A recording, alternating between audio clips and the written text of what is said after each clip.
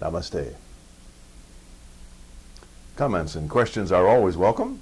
If you're watching on YouTube, you can place your comments or questions in the section below. Today's topic is life is only as good as you make it.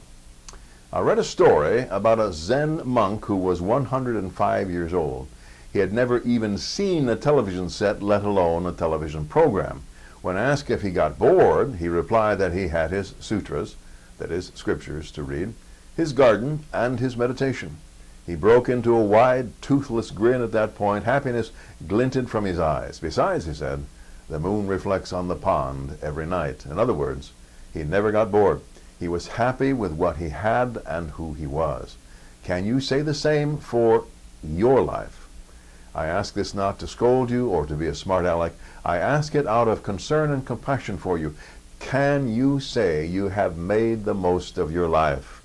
I do not mean all the possessions you have accumulated. Nothing wrong with possessions per se.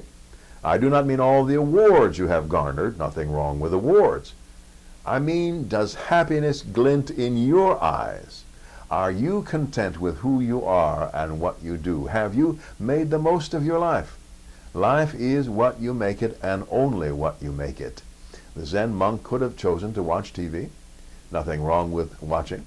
He could have chosen to live in the hustle and bustle of the physical world. Instead, he found all he needed out of life practicing Zen in a secluded monastery. He made the most of his life. He was happy in it. He was able and willing to work in his garden and cook the beans he raised in that garden to serve the visitors who came to the monastery. You and only you make your life. Yes, we do not control everything that comes into our lives. We do control some of it, however. We certainly control how we react to what happens in our lives. And life is only as good as you make it. You make your life good by doing the following. Number one, accept your life as it is right now. This does not mean that you cannot set a goal to have a different life in the next moment. But as long as you are living in any other moment besides this one, you have not yet accepted your own life. Two, be content in your life right now.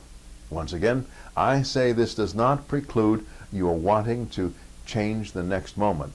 But acceptance leads to contentment, which, if you do not possess it, you cannot make the most of your life. Number three, you must continually place the positive foremost in your life.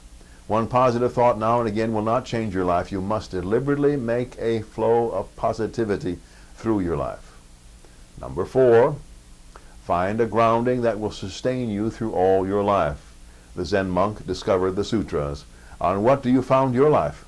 I suggest that you make a deep and abiding connection with the universal consciousness through meditation. Number five, be hospitable to all who enter your circle of influence. Though you come this way, that is this life, many times through reincarnation, it behooves you to deal in compassion with all those you encounter. You can only make your life richer when you do. It is your life. You make of it what you will, no matter what happens in the world outside your skin. Go and make the best of it.